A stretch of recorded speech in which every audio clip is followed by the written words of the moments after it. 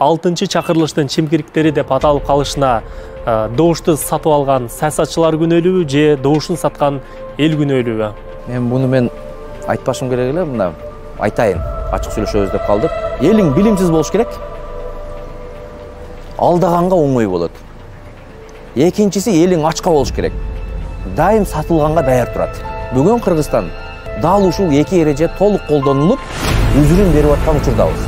Акча эле болсо ийгилик болот экенине ишенип, бүгүн наски сатканы деле, май сатканы деле, туз сатканы деле жогорку кескечке алып баратат. Ууру кескилерди, чайкоочуларды эл токтотуп калыш керек моунусунда. Ууру жаман болсо шайлабай эле кой. Анда мени шайлай бер деп мен түшүндүрүп атам да.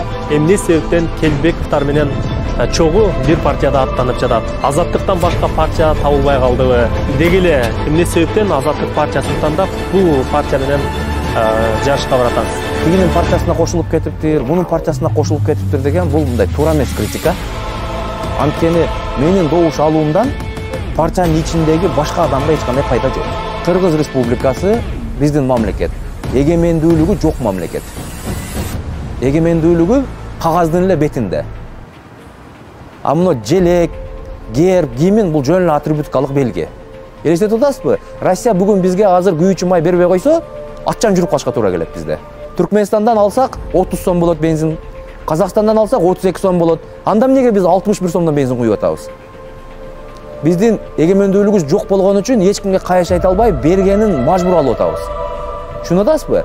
Экономикалык эгемендүүлүк бизде жок. 1 миллиондон ашык адам ушул Кыргызстандын жарандары Орусияда эмгектенишет экен. Биз канткенде сыртта жүргөн мекендештерибизди Кыргызстанга алып келип, аларды жумуш менен камсыздоого мындай мүмкүнчүлүк барбы? Ушул жаатта оюңуз кандай? Алар жылына 2,5 миллиардка чейин доллар салып жатат мамлекетке. Мындайча айтканда, мамлекеттин мигранттардан башка 2,5 миллиард доллар бере турган бир дагы завод, фабрика, ишканасы жок. Биз элдин башына айланткан токтотушубуз керек. Биз элден жаап, жашырып отуруп мамлекетти сазгаттырдык. Бир кандай бир саясатчыны согуп койду да. Адаханмадын барысы согуп койду да. Анан эми азыр силердин бул интервьюңар чыкса, доконцалар мени жазып, шыбап жатып калат. Махадевтен буширип жегиле. Бирок адилеттүүлүктү мен Жээнбековдун маалында да айткам, Атамбаевдин маалында да айткам, Бакиевдин да маалында айтам. Анан Садыр Жапаровго келгенде айтпай калсам, анда мен өзүм кечирбейм анда.